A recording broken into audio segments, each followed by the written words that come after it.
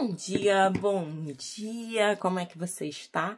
Cheguei aqui cheia da alegria para falar com você, mas hoje a gente vai falar de um tema complexo, um tema que tem afetado todos nós, que é o sobrepeso.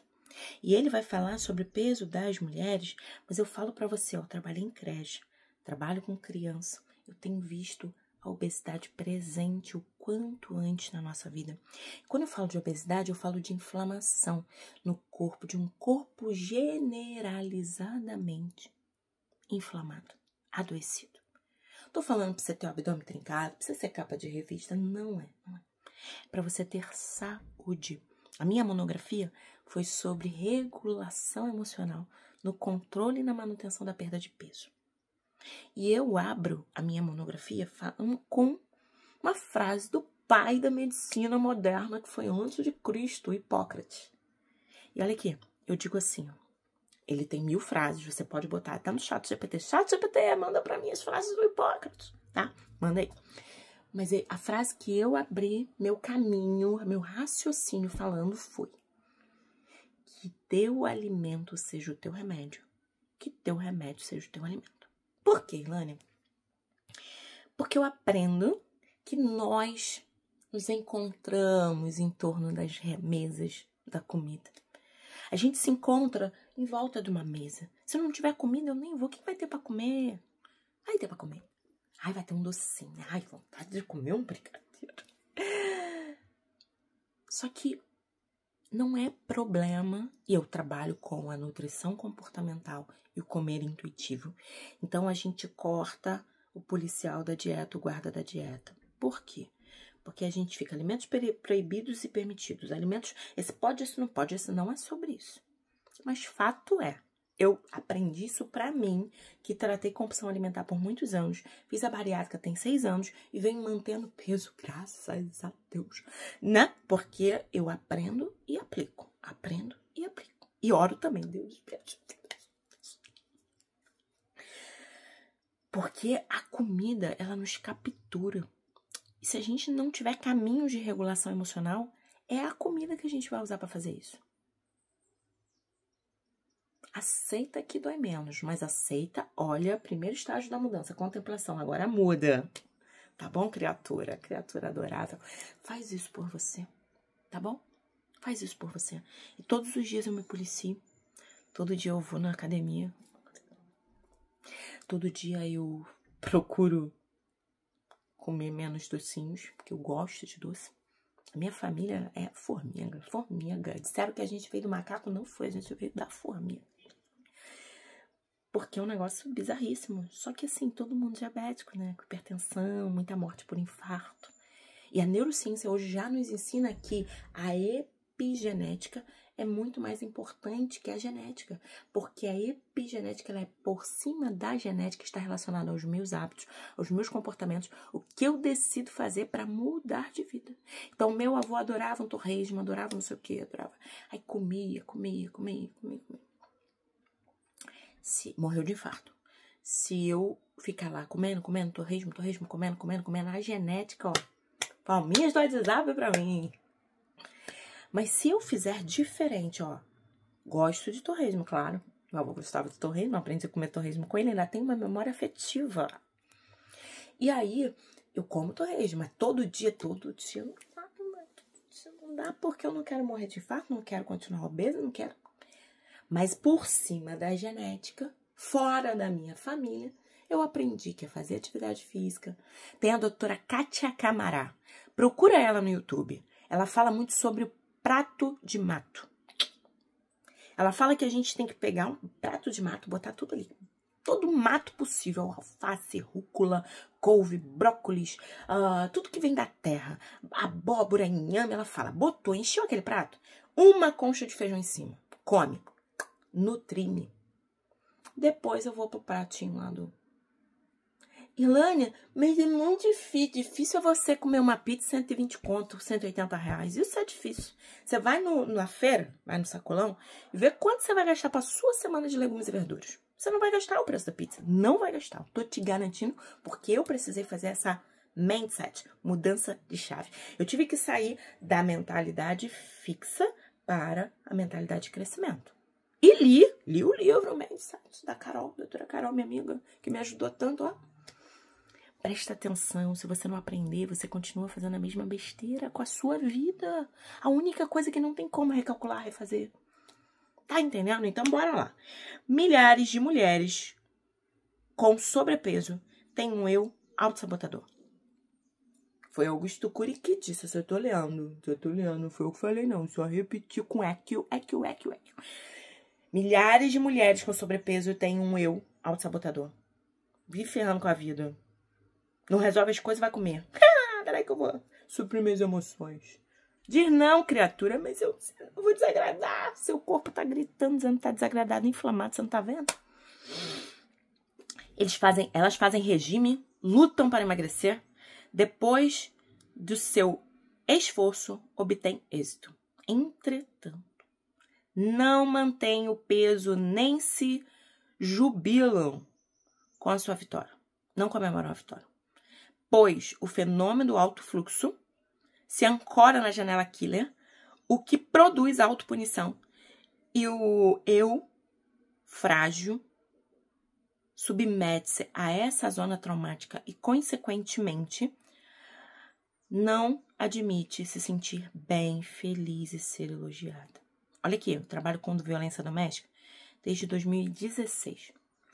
E aí, tava trabalhando com uma moça que ela abuso, né, sexual, físico, patrimonial, psicológico, violência, todas as formas de violência naquela relação. E aí eu falei pra ela, mas ela veio pra mim. Ela não veio pra mim por causa disso. Ela chegou aqui e encontrou uma psicóloga que estuda isso desde 2016. Mas assim, ela veio por causa que a psicóloga é bariátrica, ela trata com função alimentar, trata com função alimentar. E ok. E aí eu tô com ela ali, a gente tá batendo papo e tá conhecendo.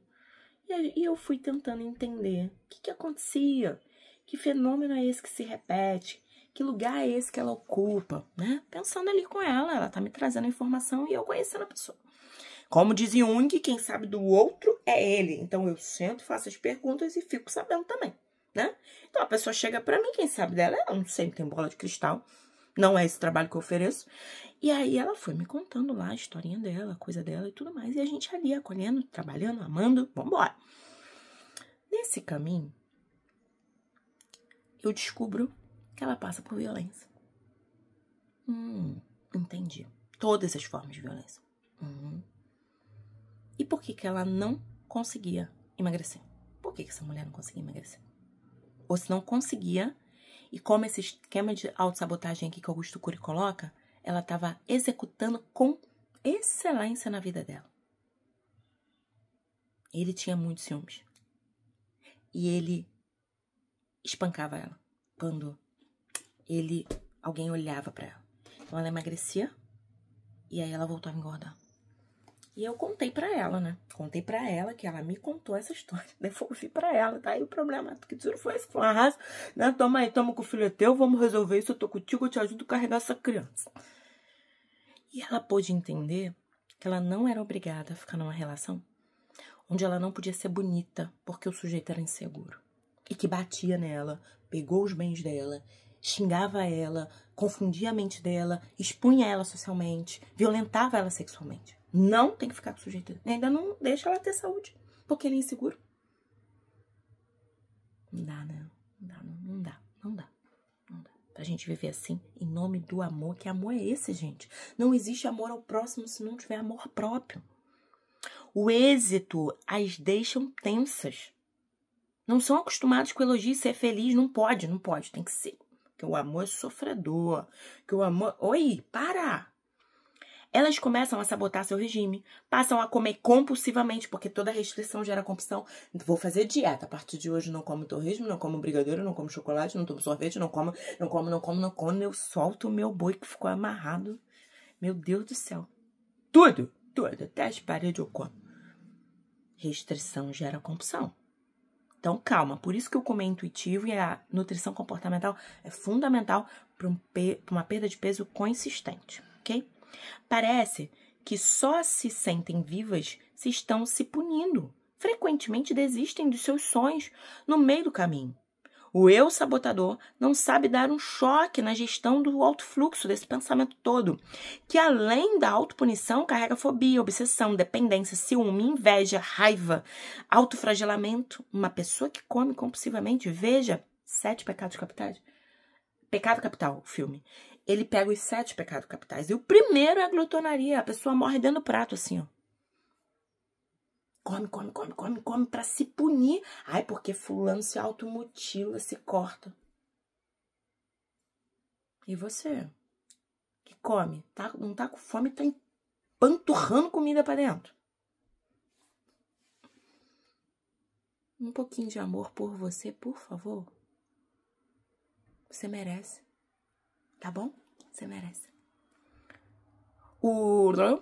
Uma pessoa autossabotadora da saúde emocional vive se aterrorizando, se atormentando com os fatos que ainda não aconteceram ou gravitam na órbita do problema que já se passaram, lamentando perdas, fracassos, injustiças. Já foi, já saiu disso. Por que você está carregando isso? Você quer ver uma coisa? Conheci uma mulher da minha família, essa mulher, que ela se separou. Ela passou por uma relação muito abusiva, muito desafiadora mesmo, essa relação com esse marido. E ela separou dele, né? Separou porque era necessário, porque precisava viver, e não dava pra viver e ficar junto com o sujeito, não dava. Não dava porque não tinha respeito. E aí, ela conseguiu separar, mas aqui ela não separou. Então, quando você sentava com ela por 20 anos depois da separação, ela recontava o trauma dela para qualquer pessoa, adultos, jovens, crianças de berço, todo mundo. Ela contava aquilo, aquela dor que ela sentiu. Ela contava. E eu falava assim, ai, fulana vai. Ai, encontro de família, fulana vai, que saco. Ai, porque é chato, é desagradável. A pessoa sentar e ficar... Você, na terapia, a gente reconta o trauma. Mas a gente não reconta o trauma pra ficar nesse lugar, não. A gente reconta o trauma pra sair desse lugar. Pra recontar, reviver assim, se curar, ressignificar a dor e ir pra uma vida de possibilidades. Uma vida de amor próprio. Então, para de sabotar. Talvez o seu excesso de peso seja uma ferramenta que você está usando para regular suas emoções. Seja uma ferramenta, como eu contei, da pessoa que eu atendi, que era para ficar naquela relação abusiva e não ter problema, que se eu ficar gorda e feia. Ela tinha outros problemas entre o problema de ser. E ela falou, não, eu prefiro ficar feia. Falou para mim, falou. Eu falei, não quero essa parte. Quero que você fique feia, você não é feia. E às vezes a gente faz um esforço danado para pertencer. Eu vou encerrar. Mas eu atendi uma família de 5 pessoas que fizeram a bariátrica. Todo mundo era obeso. Tipo aquele filme, né? A baleia. Sim, desse jeito. Todo mundo passou pela bariátrica. E todo mundo boicotou a cirurgia. Porque eles não mudaram o mindset, novos hábitos. Então eu quero te motivar a ser mais saudável. Olhar para você com carinho, a fazer a sua vida valer a pena, fazer escolhas melhores, a se amar como prioridade. E viva! Você só tem essa vida para viver. Não, mas eu acredito em outras vidas. Não vai ser nesse nome, não vai ser nesse corpo, não vai ser nesse CPF. Então faz o melhor com essa vida, porque essa você tem controle. Você não tem controle sobre os outros, mas sobre as suas decisões sim você tem. Então faz por você. Ó, aquele abraço. Beijo grande pra você. Amanhã a gente volta pra conversar mais, porque conversando a gente se entende. Beijo grande e até amanhã.